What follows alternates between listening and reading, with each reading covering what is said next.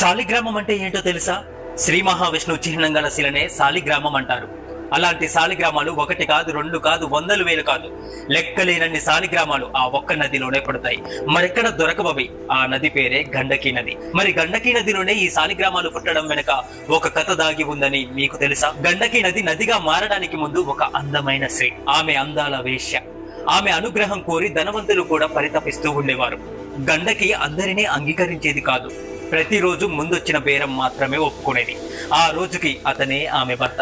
రెండో మనిషికి, రెండో బేరానికి ఒప్పుకునేది కాదు. ధనమాశ చూపినా దరి చేరనిచ్చేది కాదు.